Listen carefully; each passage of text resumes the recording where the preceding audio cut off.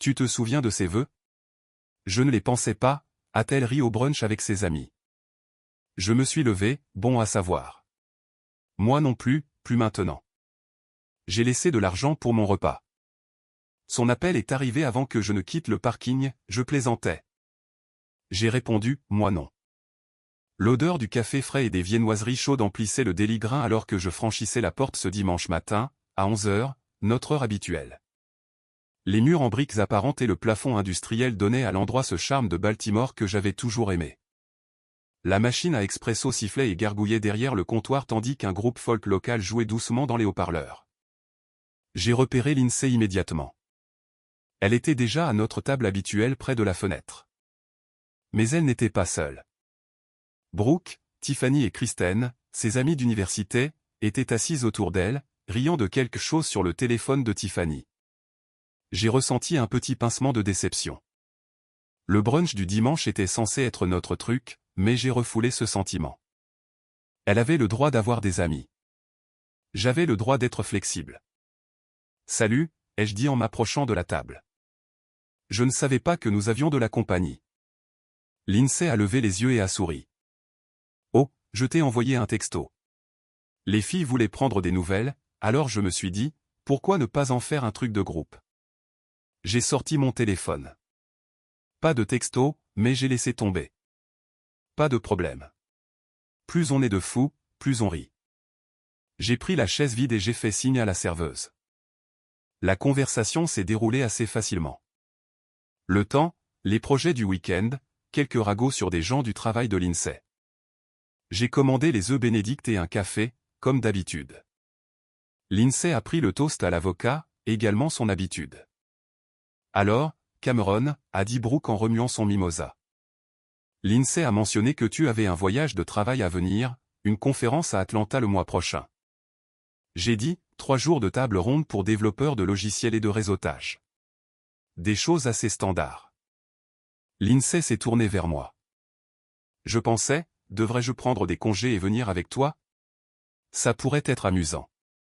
On pourrait explorer la ville après tes sessions. J'ai senti une chaleur se répandre dans ma poitrine. Tu n'es pas obligé, mais j'adorerais ça. Tu sais ce qu'on dit, souviens-toi de nos vœux. Pour le meilleur et pour le pire, ensemble à travers tout. Au moment où les mots ont quitté ma bouche, Lindsay a ri. Pas un petit rire, mais un rire franc et sonore qui a fait se retourner les gens de la table voisine. Tu te souviens de ses vœux? Elle souriait, regardant ses amis comme si je venais de raconter la blague la plus drôle. Je ne les pensais pas. La table est devenue silencieuse. Le mimosa de Tiffany s'est arrêté à mi-chemin de ses lèvres. Kristen a baissé les yeux sur son assiette. Les yeux de Brooke se sont écarquillés. Je suis resté très immobile, ma tasse de café suspendue en l'air. Quoi? Allons, a dit Lindsay, toujours souriante, jouant pour son public. Personne ne pense vraiment à toutes ces choses. C'est juste ce qu'on dit pour se marier. C'est comme promettre d'aimer la cuisine de quelqu'un pour toujours. Ce ne sont que des mots. Brooke a essayé d'en rire. Lindsay, c'est un peu dur, tu ne trouves pas? Mais Lindsay était lancée maintenant. Oh, s'il te plaît. La moitié des couples que nous connaissons sont essentiellement des colocataires de toute façon. Les vœux ne sont qu'une performance théâtrale pour les invités. J'ai posé ma tasse de café avec précaution. Ma main était stable, ce qui m'a surpris. Tu ne les pensais pas. Oh mon Dieu, ne sois pas si susceptible, Cam. Tu vois ce que je veux dire? Tiffany est intervenue. Sa voix était nerveuse. Je pense que ce que Lindsay essaie de dire, c'est que le mariage est un travail difficile, n'est-ce pas? Nous devons tous trouver nos marques au fur et à mesure. Mais je ne regardais pas Tiffany. Je regardais ma femme, qui était adossée à sa chaise avec ce sourire confiant, celui qu'elle utilisait quand elle pensait avoir fait une remarque particulièrement intelligente. Tu as raison, ai-je dit doucement. J'ai attrapé mon portefeuille et j'ai sorti 2 billets de 20 €, les posant sur la table à côté de mes œufs bénédicts intacts. Bon à savoir. Moi non plus, plus maintenant. Le sourire de Lindsay a vacillé. Quoi? Je me suis levé lentement, repoussant ma chaise. Tu m'as entendu. Profitez bien de votre brunch, les filles. Cam, allons, a dit Lindsay, sa voix changeant, perdant ce ton de performance. Je plaisantais. Je l'ai regardé un long moment. Les bruits du restaurant semblaient s'estomper. La machine à expresso, la musique folk, le bavardage des autres tables. Tout est devenu silencieux. Je ne plaisante pas, ai-je dit. Je suis honnête. Je me suis retourné et j'ai marché vers la porte. Derrière moi, j'ai entendu Lindsay crier mon nom à nouveau, mais je ne me suis pas arrêté. L'air printanier m'a frappé le visage alors que je franchissais la sortie. Ma Honda Accord était garée à un demi-pâté de maison. J'avais fait exactement 3 pas dans le parking quand mon téléphone a commencé à sonner. Lindsay, ai-je répondu. Quoi? Je plaisantais. Pourquoi es-tu si dramatique? J'ai déverrouillé ma voiture et je me suis glissé dans le siège du conducteur. Je ne suis pas dramatique. Je suis complètement sérieux. Tu es en colère parce que j'ai fait une blague sur le mariage. Mes amis me regardent toutes. Cameron, c'est ton problème maintenant? Ai-je dit en démarrant le moteur. Tu viens de dire à une table pleine de gens que nos vœux de mariage ne signifiaient rien pour toi, qu'ils n'étaient que du théâtre. C'était une blague. Tout le monde fait des blagues sur le mariage. J'ai quitté la place de parking. Pas sur les vœux, Lindsay. Pas sur les promesses réelles qui sont censées tout maintenir ensemble. Alors, tu vas juste partir? Et le reste de la journée? On était censé aller à Patterson Park plus tard. Tu as dit que les vœux n'étaient que du théâtre, ai-je dit, ma voix calme, posée. Alors, j'ai fini de jouer mon rôle. C'est ridicule. Reviens à l'intérieur pour qu'on puisse en parler comme des adultes. Les adultes tiennent leurs promesses. Tu viens de me dire que tu ne pensais pas les tiennes. J'ai mis fin à l'appel. Le trajet jusqu'à la maison a duré 10 minutes.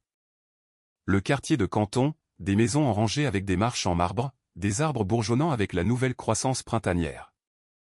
J'avais acheté l'appartement en copropriété 3 ans avant que nous nous marions. 2 chambres, briques apparentes, un petit balcon donnant sur le port. Mon nom était le seul sur l'acte de propriété. À l'époque, Lindsay avait dit qu'elle appréciait que j'ai mon propre logement, que j'étais établi. Maintenant, j'étais reconnaissant de cette prévoyance. Je me suis garé à ma place attitrée et je suis resté dans la voiture, moteur éteint, à regarder le bâtiment. Mon téléphone vibrait constamment. Un texto de Lindsay, un appel manqué de Brooke, un autre de Tiffany. Je les ai tous ignorés. À la place, j'ai laissé mon esprit dériver sur les 6 derniers mois. Les schémas que j'essayais de ne pas voir. Il y a 3 mois, Lindsay a oublié notre anniversaire. Quand je l'ai mentionné ce soir-là, elle a haussé les épaules et a dit, ce n'est qu'une date sur le calendrier, Cam. Nous n'avons pas besoin d'un jour spécifique pour nous aimer. Il y a 2 mois, elle est allée à Vegas pour une semaine avec ses mêmes amis. Brooke, Tiffany, Kristen. Je lui avais demandé de donner des nouvelles au moins une fois par jour, juste pour savoir qu'elle était en sécurité. Elle a appelé exactement 0 fois. Quand elle est revenue et que je lui ai dit que j'avais été inquiet, elle a dit, j'avais besoin de prendre de la distance avec le fait d'être une épouse pendant un moment. Est-ce si mal? Il y a 1 mois, je l'ai surprise au téléphone avec sa mère. Le haut-parleur était activé pendant qu'elle se maquillait dans la salle de bain. Le mariage n'est pas ce à quoi je m'attendais. Maman, je me sens piégé parfois, comme si je ne pouvais plus être moi-même. Il y a 2 semaines, nous nous sommes disputés à propos d'argent. Elle voulait acheter un sac à main de créateur à 3 000 €. J'ai suggéré que nous en discutions d'abord puisque cela proviendrait de notre compte joint. Elle avait explosé. Ce qui est à toi est à nous, mais ce qui est à moi est à moi. C'est comme ça que ça marche. La semaine dernière, j'ai suggéré une thérapie de couple juste pour avoir quelqu'un pour nous aider à mieux communiquer. Elle avait ri. Nous n'avons pas besoin d'étrangers pour nous dire comment vivre. Cameron, c'est ridicule. Et maintenant ça, la chute d'une blague qui se préparait depuis des mois. Je suis sorti de la voiture et je suis rentré. L'appartement semblait différent en franchissant la porte. Plus silencieux. J'ai préparé une nouvelle cafetière et je me suis assis à ma table de cuisine avec mon ordinateur portable. Recherche Google, avocat divorce Baltimore. Feldman & Associates est apparu en premier. Bonne critique. bureau en centre-ville. J'ai cliqué sur la page de contact et composé le numéro, ne m'attendant pas vraiment à ce que quelqu'un réponde un dimanche. Feldman & Associates. Robert à l'appareil. J'ai cligné des yeux. Oh, je ne pensais pas que quelqu'un serait là. Je suis ici la plupart des dimanches pour rattraper mon retard administratif. En quoi puis-je vous aider? J'ai besoin d'un avocat pour un divorce. D'accord. Pouvez-vous me dire brièvement ce qui se passe? J'ai expliqué le brunch, le commentaire sur les vœux, les témoins, le schéma de comportement des derniers mois. Robert Feldman a écouté sans interrompre. Quand j'ai fini, il a dit « Je peux vous rencontrer demain matin, à 9 heures. » Cela semble assez simple, surtout avec des témoins de ses déclarations publiques. Cela vous convient-il? Oui. Merci. À demain, Cameron. J'ai passé les heures suivantes à faire des recherches sur la loi du Maryland sur le divorce. Apparemment, l'État exigeait soit une séparation de 12 mois, soit un consentement mutuel avec un accord de règlement. Le consentement mutuel était beaucoup plus rapide. Le divorce pouvait être finalisé en aussi peu que 30 jours si les deux parties s'accordaient sur les termes. J'ai pris des captures d'écran des textos de l'INSEE des derniers mois. Elle disant à Kristen dans une conversation de groupe que le mariage est surévalué. Le message à Brooke sur le fait qu'elle n'a jamais demandé à être enchaînée comme ça. Des preuves du compte bancaire séparé qu'elle avait ouvert il y a 2 mois sans me le dire. À 18 heures, j'ai entendu sa clé dans la serrure. L'INSEE a franchi la porte, transportant des sacs de courses du centre commercial. Nordstrom, Sephora, Anthropologie, le shopping compulsif, son mécanisme d'adaptation de prédilection. Ok, a-t-elle dit, posant les sacs avec plus de force que nécessaire. Je pense que nous devons parler de ta réaction excessive aujourd'hui. J'étais assis à la table de la cuisine, l'ordinateur portable ouvert, un bloc-notes rempli de notes. Tu as raison. Nous devons parler. Elle s'est assise en face de moi, tentant ce que j'ai reconnu comme sa voix conciliante. Écoute, je suis désolé si ce que j'ai dit a blessé tes sentiments, mais... Elle s'est arrêtée. Très bien. Je suis désolé d'avoir blessé tes sentiments, mais tu dois comprendre que c'était juste une discussion entre filles. On s'amusait. Est-ce que tu t'amusais quand tu as dit à ta mère que tu te sentais piégé? Quand tu as dit que notre anniversaire n'était qu'une date sur le calendrier? Quand tu as pris une semaine à Vegas et dit que tu avais besoin de prendre de la distance avec le fait d'être une épouse? Son expression a changé. Le masque conciliant a glissé. Tu vas vraiment remuer de vieilles histoires maintenant. Ce ne sont pas de vieilles histoires. C'est un schéma. Aujourd'hui, ça l'a juste rendu limpide. Et alors? Tu veux me punir pour avoir fait une blague? Je veux un divorce. Le mot est resté en suspens dans l'air entre nous. L'INSEE m'a regardé comme si je venais de parler une autre langue. Puis elle a ri. C'était un rire forcé, nerveux. Tu es fou. Tu ne peux pas divorcer de quelqu'un pour une blague au brunch. Je divorce de quelqu'un qui vient de me dire publiquement que nos vœux de mariage ne signifiaient rien pour elle. Quelqu'un qui me montre depuis 6 mois qu'elle ne veut pas vraiment être mariée. Je n'ai jamais dit que je ne voulais pas être marié. Tu as dit que les vœux n'étaient que du théâtre. Alors dis-moi, l'INSEE, quelle partie de notre mariage est réelle pour toi? Elle s'est levée si vite que sa chaise a raclé le sol. C'est de la folie. Tu es complètement irrationnel. Je suis resté assis, les mains à plat sur la table. J'ai un rendez-vous avec un avocat demain matin à 9 heures. Tu devrais probablement en prendre un aussi. Ses yeux sont devenus énormes. Tu as déjà appelé un avocat. Tu as dit que les vœux n'avaient pas d'importance. Si les vœux n'ont pas d'importance, le mariage n'a pas d'importance. Si le mariage n'a pas d'importance, il n'y a rien à sauver. Elle m'a fixé un long moment, puis s'est retournée et s'est dirigée d'un pas furieux vers la chambre. La porte a claqué assez fort pour faire trembler les cadres sur le mur. Je suis retourné à mes notes. Vers 20 heures, les textos de ses amis ont commencé à arriver. Brooke et l'INSEE est vraiment contrarié. Peut-être que vous devriez en discuter.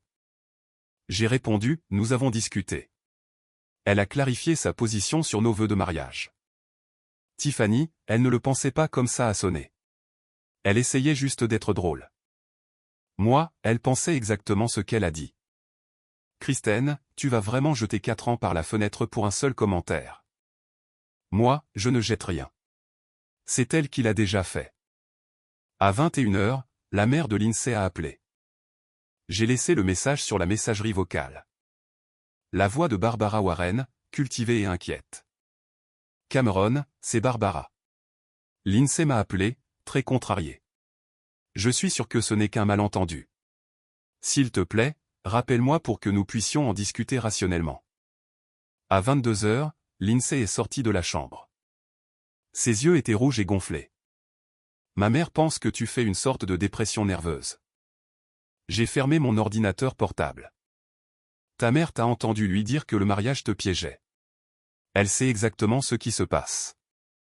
Je veux arranger ça. Dis-moi quoi faire. Tu ne peux pas dédire ce que tu as dit. Tu ne peux pas déressentir ce que tu ressens. Mais je t'aime. Je l'ai regardé. Vraiment regardé. Les larmes étaient bien réelles, mais c'étaient des larmes de panique, pas de regret. Tu aimes ce que je fournis, ai-je dit doucement. La sécurité, l'appartement. Quelqu'un a blâmé quand tu es malheureuse. Ce n'est pas la même chose que de m'aimer. Ce n'est pas juste. Ce qui était juste, c'était que tu honores les vœux que tu as faits. On a dépassé le stade du juste maintenant.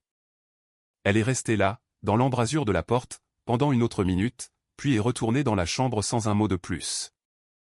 J'ai passé la nuit sur le canapé. Je n'ai pas beaucoup dormi. Vers 3h du matin, je l'ai entendu pleurer à travers le mur. Une partie de moi voulait aller la réconforter. L'ancienne partie, celle qui avait été entraînée pendant 4 ans à prioriser ses sentiments au détriment de ma propre dignité. Mais je suis resté sur le canapé. Lundi matin est arrivé, froid et gris. J'ai pris une douche, je me suis habillé d'une chemise et d'un pantalon, et je suis parti à 8h30 pour mon rendez-vous de 9h. Le trajet jusqu'au centre-ville a pris 20 minutes. Feldman & Associates occupait un entrepôt rénové près du port intérieur. Lignes épurées, portes en verre, le genre d'endroit qui criait la compétence professionnelle. Robert Feldman avait la cinquantaine. Cheveux argentés, costume impeccable, une poignée de main ferme mais pas agressive. Il m'a conduit dans une salle de conférence avec vue sur le port. Alors, a-t-il dit en ouvrant un bloc-notes. Racontez-moi tout. Je l'ai fait. L'incident du brunch, les témoins, les 6 mois de problèmes croissants. Je lui ai montré les captures d'écran des textos, la preuve de son compte bancaire séparé, la conversation surprise avec sa mère. Feldman a pris des notes, hochant la tête de temps en temps. Quand j'ai fini, il a posé son stylo. C'est remarquablement simple, a-t-il dit. Votre femme a créé un schéma documenté de mépris pour votre mariage. La déclaration publique devant témoins est particulièrement préjudiciable à toute défense qu'elle pourrait monter. Quelles sont mes options? Le Maryland offre 2 voies principales. Le divorce limité basé sur une séparation de 12 mois ou le divorce absolu par consentement mutuel. Le consentement mutuel est beaucoup plus rapide, peut être finalisé en 30 à 45 jours, mais nécessite son accord et un règlement. Et si elle n'est pas d'accord? Alors nous déposons une demande de divorce limité et commençons la période de séparation. Étant donné ces déclarations, je doute qu'elle veuille traîner cela en public. La plupart des gens dans sa situation préfèrent résoudre les choses discrètement. Nous avons discuté des honoraires, 3 500 pour un consentement mutuel, potentiellement 7 000 ou plus si cela devenait contentieux. J'ai fait un chèque de mon compte personnel. Je vais rédiger la requête et l'accord de règlement, a dit Feldman. Vous avez acheté l'appartement avant le mariage, n'est-ce pas? 3 ans avant de nous marier. Alors il reste votre bien propre. Le compte joint est partagé à 50-50e. Vous gardez chacun vos véhicules, pas d'enfants, ce qui simplifie considérablement tout. Compte tenu de la courte durée du mariage et du fait que vous êtes tous les 2 employés, je ne vois aucun motif de pension alimentaire. Quand pouvez-vous avoir les papiers prêts? Mercredi, je vous les ferai livrer par coursier. Je l'ai remercié et je suis parti. L'entretien a duré moins d'1 heure. En rentrant chez moi, j'ai ressenti quelque chose que je n'avais pas ressenti depuis des mois. Le soulagement. Cet après-midi-là, j'ai reçu un texto de mon collègue, Brian. Ta femme a appelé le bureau pour te chercher. Elle avait l'air assez contrariée. Tout va bien? J'ai envoyé un rapide courriel aux ressources humaines, je traverse une situation personnelle. Ma femme pourrait essayer de me contacter au travail. S'il vous plaît, ne transférez aucun appel. À 15 heures, Lindsay a texté, je reste chez Brooke ce soir. Nous avons besoin d'espace. J'ai répondu, c'est bien. Prends tous les effets personnels dont tu as besoin. Elle, je reviens demain. C'est toujours ma maison. Techniquement, c'est ma maison, mais tu peux rester dans la chambre d'amis jusqu'à ce que nous réglions les choses. Tu vas sérieusement me faire dormir dans la chambre d'amis. Tu as dit que les vœux n'avaient pas d'importance. Cela inclut la partie sur le fait de renoncer à tous les autres et de partager un lit. Pas de réponse. Mardi a été calme. J'ai travaillé de la maison, j'ai en fait beaucoup avancé pour la première fois depuis des semaines. Vers midi, le père de Lindsay a appelé. Cameron, c'est Denny. Qu'est-ce qui se passe, bon sang? Est-ce que Lindsay t'a dit ce qu'elle a dit au brunch? Elle a dit qu'elle avait fait une blague et que tu en fais toute une histoire. J'ai pris une profonde inspiration. Elle a dit à une tablée de personnes que nos vœux de mariage ne signifiaient rien pour elle, qu'ils n'étaient que du théâtre. Elle a dit, personne ne les pense vraiment. Plusieurs secondes se sont écoulées. Elle a dit ça devant 4 témoins. Je peux te donner leur numéro si tu veux vérifier. Une autre pause. Je pouvais l'entendre respirer à l'autre bout du fil. Jésus-Christ, a-t-il finalement dit. Écoute, Lindsay a toujours été dramatique, mais cela semble extrême même pour elle. Je ne la punis pas, Denny. Je la crois. Elle a dit que les vœux n'avaient pas d'importance. Je la prends au mot. Laisse-moi lui parler.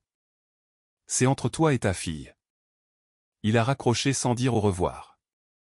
À 16 heures, j'ai reçu une notification LinkedIn. Lindsay avait changé son statut relationnel en c'est compliqué. J'ai changé le mien en célibataire. Elle est rentrée à 18 heures avec plus de sacs. Ne m'a pas adressé un mot, est allée directement dans la chambre d'amis et a fermé la porte. Je l'ai entendu déplacer des choses là-dedans pendant l'heure qui a suivi, déballant et s'installant pour ce qui semblait être un séjour prolongé. À travers le mur cette nuit-là, je l'ai entendu pleurer à nouveau, mais je ne suis pas allé la voir. Mercredi matin, le camion FedEx est arrivé à 10 heures. Une épaisse enveloppe Kraft, la requête de divorce et l'accord de règlement, exactement comme Feldman l'avait promis. J'ai tout lu attentivement. Une séparation nette, des termes équitables, l'option de consentement mutuel clairement exposée. J'ai laissé les papiers sur le comptoir de la cuisine avec un mot. Lindsay, document de divorce de mon avocat. Lis-les attentivement. Prends ton propre avocat si tu le souhaites. Je dépose la demande que tu signes ou non. Le consentement mutuel est plus rapide et plus facile pour nous deux. À toi de choisir. Je suis allé courir, je suis revenu 1 heure plus tard. Les papiers avaient été déplacés de là où je les avais laissés, clairement lus, mais ils étaient restés à l'intérieur. À 19 heures ce soir-là, j'ai entendu Lindsay au téléphone dans la chambre d'amis. Les murs de l'appartement n'étaient pas assez épais. Maman, il y a de vrais papiers de divorce. Non, je ne sais pas quoi faire. Il est complètement sérieux. Je sais que j'ai merdé, mais c'est insensé. À 21 heures, elle est sortie. Ses cheveux étaient attachés en une queue de cheval désordonnée, pas de maquillage, vêtue d'un pantalon de survêtement et d'un vieux t-shirt d'université. Je ne signerai pas ça. J'ai levé les yeux de mon ordinateur portable. C'est ton choix. Je déposerai une demande de divorce basée sur la séparation à la place. Ça prend 12 mois, mais on arrive au même résultat. Tu ferais vraiment ça? Tu m'as dit que les vœux n'avaient pas d'importance. Pourquoi le divorce en aurait-il? Parce que j'avais tort. Sa voix s'est brisée. J'ai fait une erreur. Tu as fait un choix. Un choix très public sur ce que tu penses de notre mariage. Mais je t'aime. Les mots auraient dû signifier quelque chose. Il y a 3 jours, peut-être. Maintenant, il sonnait juste creux. L'amour, c'est ce que tu fais quand personne ne regarde, ai-je dit. Pas ce que tu dis quand tout s'effondre. Tu m'as montré ce que tu penses vraiment de ce mariage depuis 6 mois. Je te crois juste enfin. Elle s'est approchée, les yeux remplis de larmes. S'il te plaît, Pouvons-nous simplement aller à l'intérieur et en parler comme des adultes? Les adultes n'humilient pas leurs conjoints en public. Les adultes n'annoncent pas à une foule que leur mariage n'a pas d'importance. Les adultes ne passent pas 3 jours à ignorer le problème en espérant qu'il disparaisse. J'avais besoin d'espace pour réfléchir. Eh bien, félicitations. Tu as tout l'espace que tu as toujours voulu. Jeudi matin, je me suis réveillé tôt et je suis allé à la salle de sport. Ma routine habituelle, mais elle semblait différente. Plus légère. Quand je suis revenu, Lindsay avait préparé le petit déjeuner. 2 assiettes sur la table. Bacon, fruits frais, café versé dans ma tasse préférée. Elle se tenait dans la cuisine, essayant de sourire. Je pensais qu'on pourrait parler. Je me suis assis, j'ai pris le café. Nous avons parlé. Rien n'a changé. Tout a changé. Je réalise ce que j'ai fait de mal. Je veux arranger ça. Comment? Nous pouvons aller en thérapie. Je travaillerai à être plus reconnaissante. Nous pouvons même renouveler nos vœux si tu veux. J'ai posé le café. Renouveler des vœux que tu as dit être sans signification. Je ne le pensais pas. Alors, que voulais-tu dire? Elle a lutté, sa bouche s'ouvrant et se fermant. Je voulais. Je ne sais pas. J'essayais d'avoir l'air cool devant mes amis. Tu voulais avoir l'air cool en te moquant de notre mariage. Quand tu le présentes comme ça. Il n'y a pas d'autre façon de le présenter. Tu as dit que les vœux étaient du théâtre. Tu as dit que personne ne les pensait. Tu en as ri. Je ris quand je suis nerveuse. Tu n'étais pas nerveuse, Lindsay. Tu étais confiante. Tu disais ta vérité. Elle s'est remise à pleurer. Pourquoi es-tu si froid? Je suis honnête, ai-je dit. Pour la première fois depuis des mois, je suis complètement honnête sur ce dont j'ai besoin. Ce qui est quoi? Un partenaire qui valorise l'engagement, qui pense ce qu'il dit, qui ne fait pas de spectacle pour ses amis à mes dépens. Je peux être ça. Je me suis levé, laissant le petit déjeuner intact. Tu as eu 4 ans pour me montrer que tu m'aimais par tes actions. Au lieu de ça, tu m'as montré le contraire. Le dire maintenant ne change pas ce que tu as fait alors. Cet après-midi-là, on a sonné à la porte. Brooke et Tiffany se tenaient sur mon perron, l'air mal à l'aise. « On peut entrer ?» a demandé Brooke. « Pourquoi ? » ? Nous voulons te parler de Lindsay. Je me suis écarté, les ai laissées entrer. Elles se sont assises sur mon canapé comme si elles étaient à un enterrement. « Écoute, » a dit Tiffany. « Nous nous sentons terriblement mal à propos de dimanche. Vous devriez. Vous avez ri. » Brooke a tressailli. Nous ne savions pas qu'elle était sérieuse. Nous pensions que c'était juste de l'humour sur le mariage. L'humour sur le mariage, c'est blaguer sur qui fait la vaisselle, ai-je dit. Pas blaguer sur le fait que les vœux sont sans signification. Tiffany s'est penchée en avant. Elle est complètement effondrée, Cameron. Elle dort à peine. Elle ne peut pas manger. C'est malheureux. Les yeux de Brooke se sont écarquillés. C'est tout ce que tu as à dire. Que devrais-je dire? Que son chagrin prouve qu'elle pensait les vœux. Ses actions des 6 derniers mois ont prouvé le contraire. Quelles actions? A demandé Tiffany. Je les ai énumérées. L'anniversaire oublié.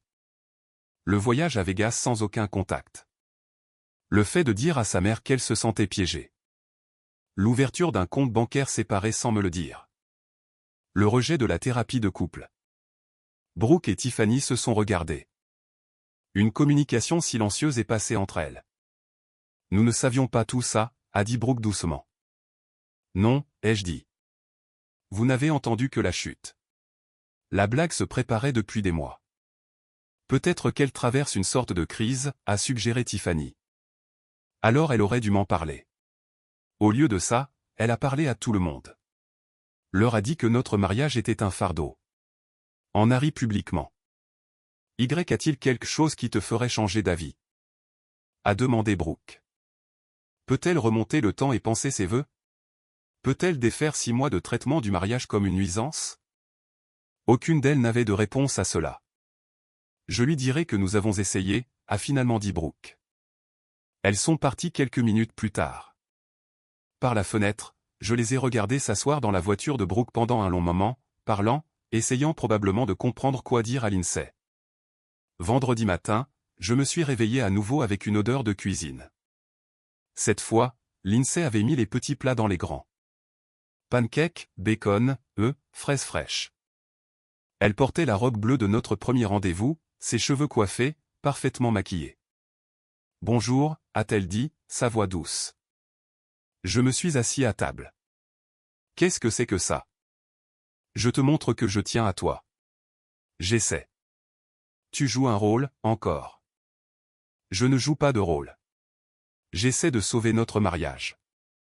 Avec des pancakes et une robe. Avec des efforts. En te montrant que tu comptes pour moi. J'ai regardé la nourriture, puis elle. Je ne veux pas de spectacle, Lindsay. Je voulais un partenaire qui tenait ses promesses. Elle s'est assise en face de moi, son maquillage parfait commençant déjà à couler avec les larmes. Je les pensais. Je les pense. Le jour de notre mariage, quand tu as prononcé ces vœux devant tous ceux que nous connaissions, les pensais-tu? Oui, bien sûr. Alors quand ont-ils cessé de correspondre? Longue pause. Elle a fixé ses mains. Je ne sais pas. Les choses sont devenues routinières. Je me sentais perdu dans le fait d'être une épouse. Comme si je n'étais plus moi-même. Alors au lieu de m'en parler, tu as décidé que les vœux étaient optionnels.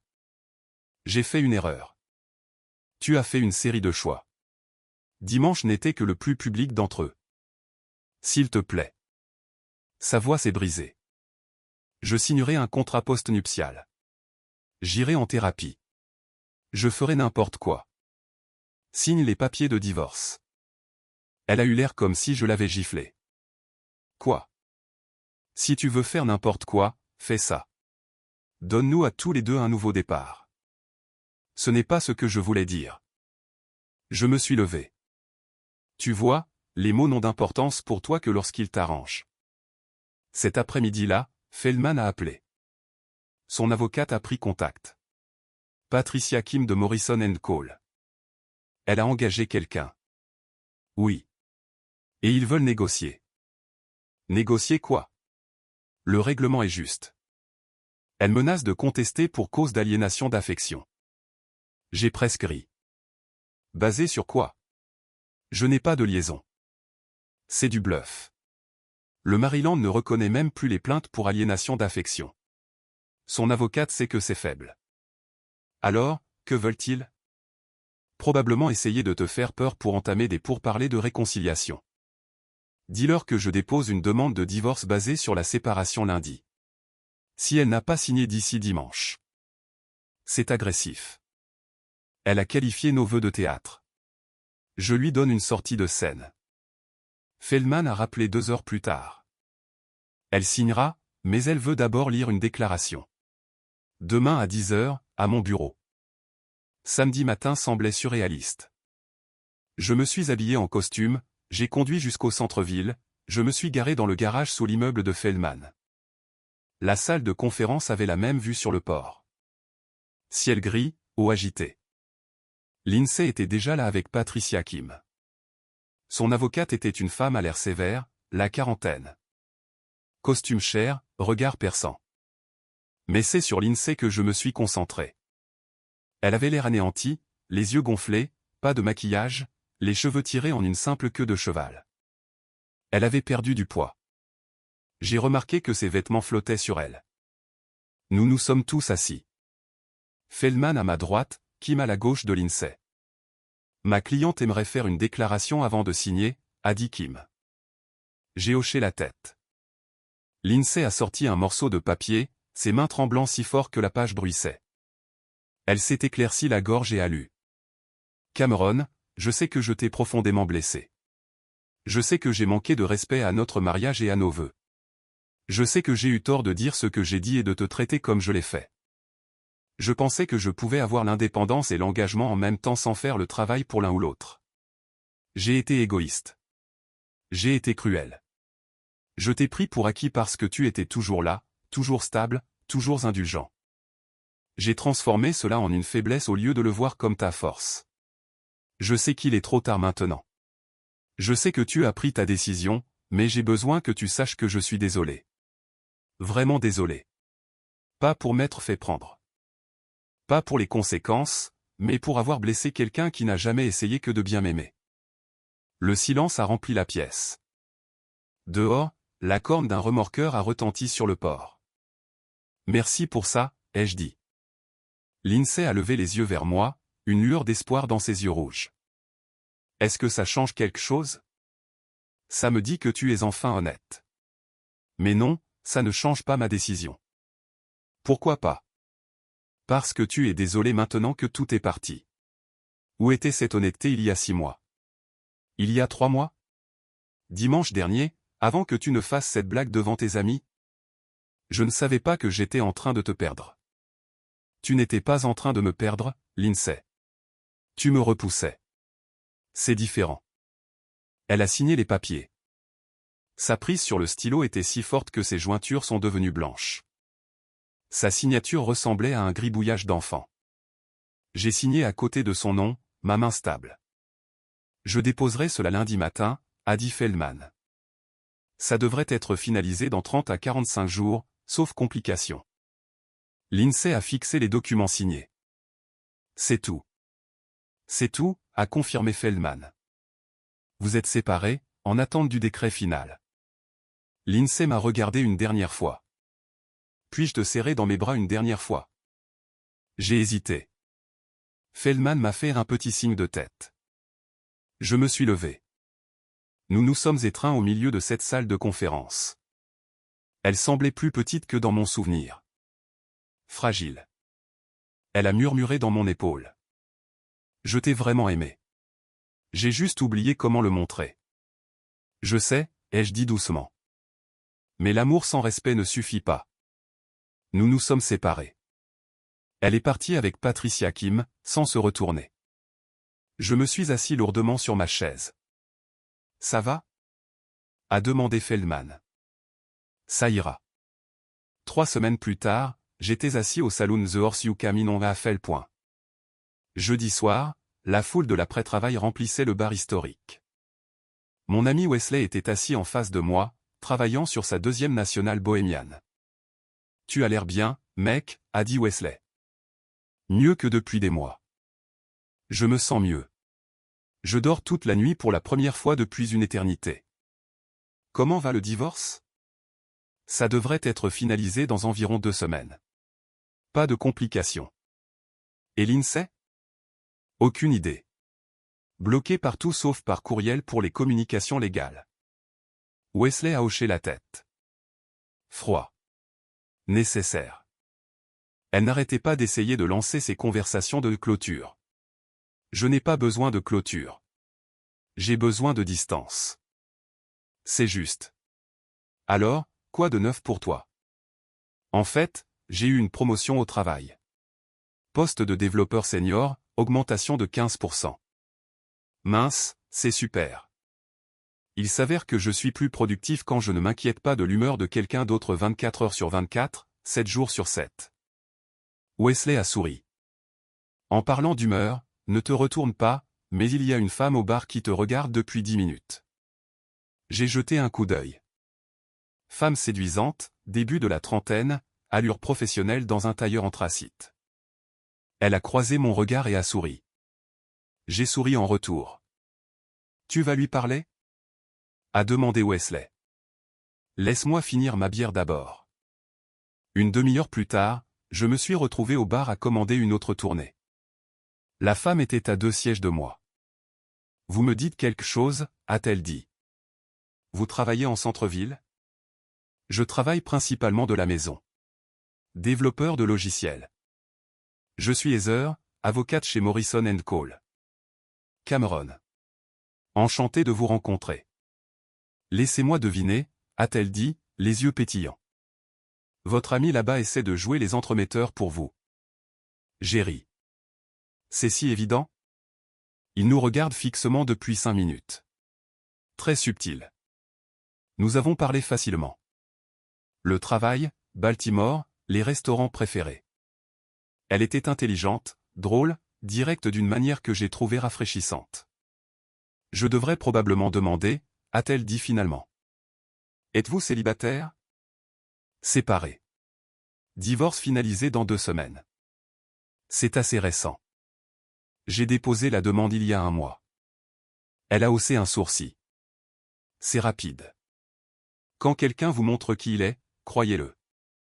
On dirait qu'il y a une histoire derrière ça. Il y en a une, ai-je dit, mais ce n'est pas une que j'ai besoin de raconter plus longtemps. Heather a écrit son numéro sur une serviette en papier.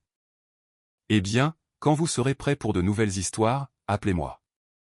Je pourrais bien le faire. Je suis retourné vers Wesley, qui avait l'air d'avoir gagné au loto. S'il te plaît, dis-moi que tu as son numéro. Je lui ai montré la serviette. Mon gars. Tu vois, c'est ce qui arrive quand tu te respectes. Le lendemain, un courriel de Patricia qui m'est arrivé. La cliente demande une modification du règlement. Veut récupérer le robot de cuisine KitchenAid. Prétend que c'était un cadeau de fiançailles de sa mère.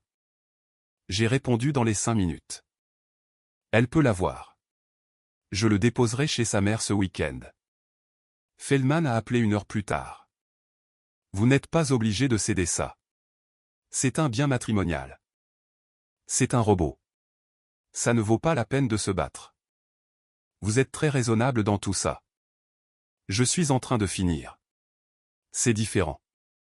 Samedi, j'ai mis le robot dans mon coffre avant de me diriger vers Towson.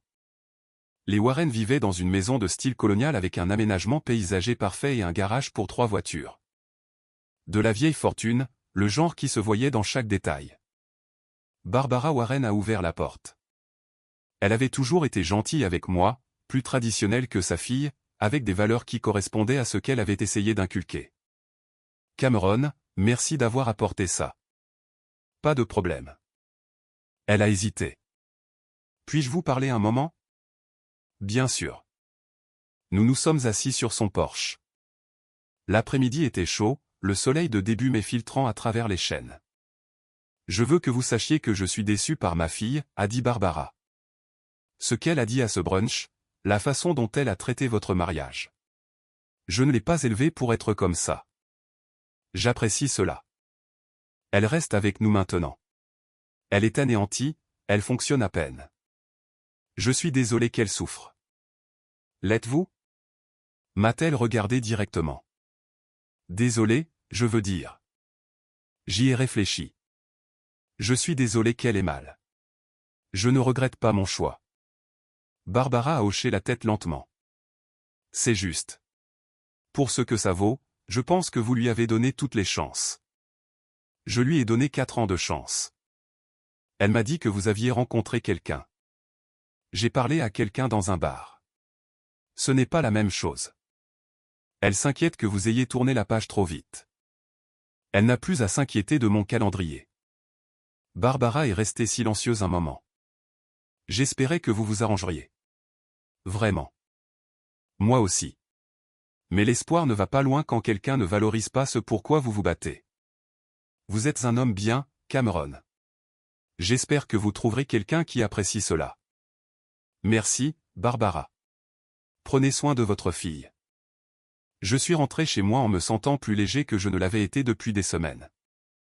2 semaines plus tard, un mercredi après-midi, le courriel de Feldman est arrivé. Sujet, décret absolu accordé. J'étais assis sur mon balcon surplombant le port intérieur. Brise chaude, voilier parsemant l'eau, la ville vivante avec l'énergie du printemps. J'ai ouvert le courriel. Mariage dissous. Félicitations pour votre nouveau départ. Je me suis adossé à ma chaise, une nationale bohémienne à la main, et j'ai laissé l'information s'imprégner. Pas de regret, pas de doute, pas de colère persistante, juste du soulagement. Mon téléphone a vibré. Un texto de Heather. Toujours partant pour dîner samedi? J'ai souri. Absolument. Où pensais-tu? Woodbury Kitchen à 19h. Parfait. À samedi alors. Un autre texto. Celui-ci de Wesley. Divorce finalisé. À partir d'aujourd'hui, officiellement célibataire. On boit un verre la semaine prochaine pour fêter ça. Marché conclu. J'ai regardé le port. L'eau scintillait sous le soleil de fin d'après-midi. Quelque part là-bas, Lindsay était probablement encore en train de lutter avec ce qu'elle avait perdu. Je me sentais mal pour ça, sincèrement. Je n'avais jamais voulu la blesser, mais j'avais encore moins voulu passer le reste de ma vie avec quelqu'un qui voyait les promesses comme une performance artistique. Mon téléphone a vibré à nouveau. Numéro inconnu. J'ai failli l'ignorer. Puis j'ai vu que l'aperçu du message montrait assez de contexte pour que je sache de qui il s'agissait. J'ai entendu que c'est final. Je voulais juste te dire que j'espère que tu es heureux. Lindsay, d'un nouveau numéro. Elle devait avoir un nouveau téléphone et avoir transféré ses contacts. Mon numéro serait toujours la même si j'avais bloqué son ancien. J'ai envisagé de ne pas répondre, de la bloquer à nouveau, de passer complètement à autre chose, mais quelque chose m'a fait taper. J'espère que tu le es aussi. Sincèrement. 3 points sont apparus, ont disparu, sont réapparus. Je ne sais pas si je me pardonnerai un jour. C'est entre toi et toi, mais je te pardonne, pour ce que ça vaut. Ça vaut quelque chose. Merci. Prends soin de toi, Lindsay. Toi aussi, Cam. J'ai supprimé le numéro immédiatement. Pas besoin de l'enregistrer. Pas besoin de laisser la porte ouverte, même une fente. J'ai pris une longue gorgée de bière et j'ai pensé au parcours. Pendant des années, marié à quelqu'un qui ne pensait pas ses vœux. 6 mois à regarder les fondations s'effriter. Un brunch où la vérité est sortie. 6 semaines, de l'humiliation publique à la liberté légale. Maintenant, j'étais là, célibataire, promu au travail, un rendez-vous pour dîner samedi avec quelqu'un qui semblait apprécier la franchise et la force. Un ami qui me respectait pour m'être défendu. Une belle-mère qui avait dit à sa fille qu'elle avait tort. Pas un mauvais résultat pour quelqu'un qui avait simplement cru sa femme quand elle lui avait dit qui elle était. J'ai levé ma bière vers le port, vers la ville, vers l'avenir. À penser ce qu'on dit, ai-je dit à personne en particulier. Puis j'ai souri, sincère et libre, et j'ai fini ma boisson. Les vœux comptaient pour moi. Ils avaient toujours compté. Ils compteraient toujours. Et un jour, je trouverai quelqu'un qui ressentait la même chose. D'ici là, j'étais parfaitement bien en étant le genre de personne qui tenait ses promesses, même si cela signifiait de s'éloigner de quelqu'un qui ne le faisait pas. Le soleil a commencé à se coucher sur Baltimore, peignant le port de teintes orangées et dorées. Je suis resté sur ce balcon jusque tard dans la soirée, regardant ma ville s'animer de lumière, me sentant plus moi-même que je ne l'avais été depuis des années. Très bien, voici le fond du problème et pourquoi cela vous concerne réellement. 6 mois de signaux d'alarme, anniversaire oublié, voyage à Vegas sans contact, dire à sa mère qu'elle se sentait piégée, compte bancaire séparé, rejet de la thérapie. Et ce n'est que ce qu'il a mentionné. Le brunch n'était pas le problème. C'était le moment où le problème est devenu indéniable. Les gens demandent toujours, comment as-tu pu jeter 4 ans par la fenêtre pour un seul commentaire? Mais il passe complètement à côté de l'essentiel. Il n'a pas jeté 4 ans pour un seul commentaire. Il a reconnu 4 ans de preuves qui ont finalement été dites à voix haute. Elle se désengageait du mariage par étapes, testant les limites, voyant jusqu'où elle pouvait aller dans le mépris avant qu'il ne réagisse. Le brunch n'était que le moment où elle s'est sentie assez à l'aise pour dire publiquement ce qu'elle démontrait en privé depuis des mois.